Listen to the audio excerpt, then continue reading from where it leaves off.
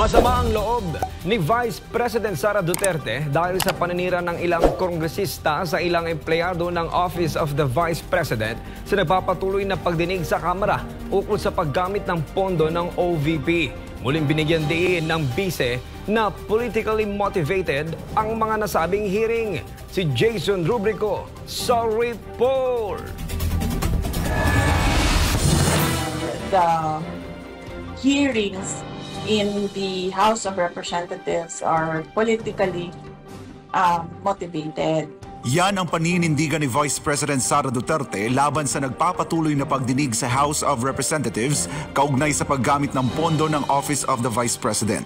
Aniya, nagsimula ang lahat nang magkita noong nakaraang taon ang mga miyembro ng Makabayan Bloc at si House Speaker Martin Romualdez. At mula noon, aniya, ay inaatake na ang pondo ng OVP, partikular na ang confidential funds. Matatandaan na ipinaubaya na ng bise sa Kamara ang magiging pondo nila sa taong 2025. Dahil dito, aniya, ay nagkaroon ng pagdinig ang House Committee on Good Government and Public Accountability na ayon sa bise ay hinahanapan lang siya ng mali para ma-impeach. Ang problema sa kanila kasi wala talaga silang evidence of wrongdoing. That is why pinipilit talaga nila na maghanap ng katiwalian, kumbaga, dyan sa mga hearings nila na hanggang ngayon, hindi pa rin nila nakukuha. Sinisira lang nila ng sinisira yung institution, yung integrity ng dignity ng institution ng Office of the Vice President. Pero ang ikinasama ng loob ni Vice President Duterte ay ang pandadamay ng ilang kongresista sa mga empleyado ng kanyang tanggapan. Mga ordinary employees lang ito sila. I mean, sa akin, wala namang problema na sirain niyo ang pangalan ko.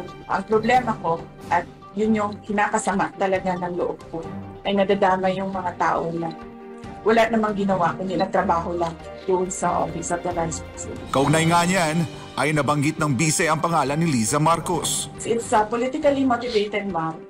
Kasi hindi ko alam kung anong kinagalit ni Liza Marcos sa akin. Muli namang naitanong sa bise kung may plano na ba siya sa 2028 presidential elections.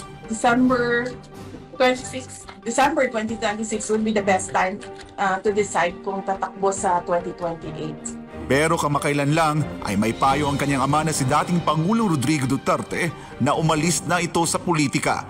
Ito ang naging sagot ng bise. Darating tayo doon, ma.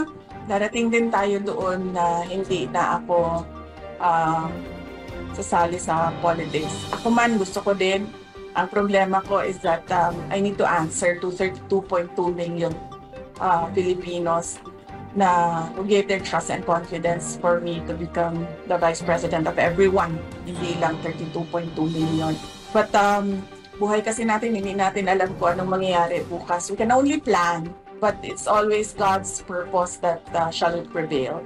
Kaugnay naman sa 2025 midterm elections, may paalala naman si Vice President Sara Duterte sa mga botante laban sa mga party list na nasa ilalim ng Makabayan Bloc, lalo na ang ACT teachers. Sa mga botante, pag-isipan ninyo kung susuportahan niyo ang ACT party list kasi kahit na convicted na sa child abuse yung kanilang nominee ay hindi pa rin nila pinapalitan.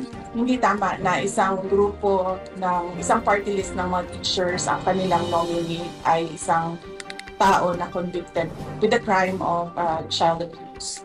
Sa iba namang mga Makabayan Bloc na party list, ilang beses na inulit-ulit ng NTF-ELCAC kung ano yung connection nila sa CPP, NPA, NDF. Sa ngayon ay wala pang ine-endorso ang bise para sa pagkasenador. Samantala, may pahayag naman si Vice President Sara kaugnay sa pagsuko ng spiritual leader ng The Kingdom of Jesus Christ na si Pastor Apollo C. Quiboloy. It's a good thing na he decided to surrender so that mas mapadali yung pag-hearing ng cases niya. And I understand he's fully cooperating with the courts. And sana ay matapos na, ma-resolve na yung kanyang mga kaso. Kung meron man siyang kailangan panagutan, then panagutan niya. Kung inosente man siya, then mapalaya na siya.